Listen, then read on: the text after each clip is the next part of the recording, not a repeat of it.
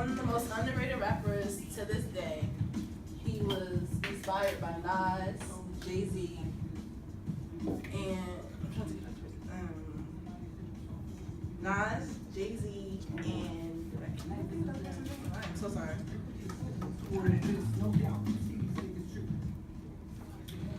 But he was the first artist in 25 years to go platinum with no features. And in 2016, he released his third or fourth studio album called For Your Eyes Only. And For Your Eyes Only told a story of a friend of his that passed away, but he was telling it through his friend's eyes to his friend's granddaughter. This artist's name is Jermaine Lamar Cole.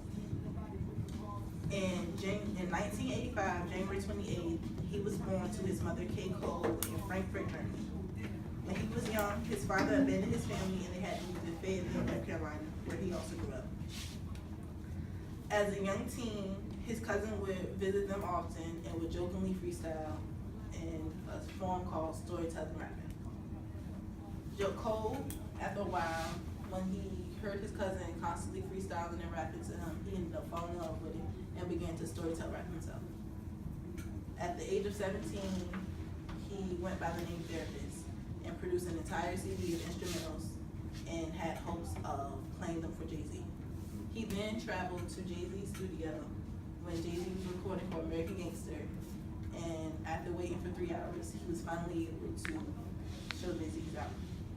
Jay-Z then allowed him to produce an album, which was his debut album called, excuse me for that, which was his debut album called The Come Up. After The Come Up, in 2009, June 15th, he was then able to release his second album, Bloom Up, and which later on that year, he also appeared on Jay-Z's album, The Blueprint 3, and was featured on both Wale's debut albums, Attention Deficit and Back to the Future. In 2010, Cole, along with label mate Jay Electronica and Mos Def, appeared on Talib Kweli and Hakeem's single, Just Begun, and the follow Reflection album, Paternal album, Train of Thought. Titled Revelations Per Minute, Cole also appeared on B.O.B.'s mixtape, May 25th, 2010. In early 2010, Cole was chosen as one of the Beyond Racist magazine's 50 great breakthrough artists. He was ranked number 49, resulting in the cover story of the published 11th issue, as well as a question and answer for the magazine site. He was also featured in Double XL's magazine 2010 version of the Top 10 Freshmen, a yearly publication focusing on new rappers. From March 19th to April 2010, he went on tour and concluding in New Jersey.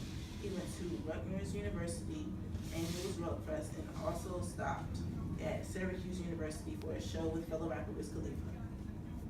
On March 31st, he performed his new song titled Who's That and released an album on April 30th, 2010 with Miguel called All I Want Is You. He released a freestyle entitled The Last Stretch on June 15th, 2010. And on June 21st of that year, he performed his first single on BET called Who's That. August 2010, Cole was awarded UMA Male Artist of the Year thanks to his Hurdle mixtape, The Warm Up. He had a high profile deal set up with Jay-Z's label, Roc Nation, in 2010, Underground Music Awards. From 2011 to 2012, he was producing his second studio album called Born Center. He waited to release his album all the way until about mid to late 2013 because he did not want it to conflict with Kendrick Lamar's Good Kid, Mad City album release or Kanye West's Yeezus release. And since he put that off, he decided to release an EP called Yours Truly. When he did release Born Center, he was only 30 sales short of Kanye West's Yeezus album. One of the singles called Power Trip on the album went platinum in 2014. His third studio album in 2014 was called Forest Hill Drive. He released 3 more singles to support the album called Crooked Smile featuring TLC, Forbidden Fruit featuring Kendrick Lamar, and She Knows. As of December 2016, the album has sold 796,000 copies. In 2016, he released his album, as I told you earlier, about For Your Eyes Only. The similarities I feel towards J. Cole was that also, just like him as a young child, my father also abandoned me and my mother and my older sister and brother, and we had to move to a new city. His type of rapping, which is storytelling rapping, also relates to me because I like taking part in spoken words.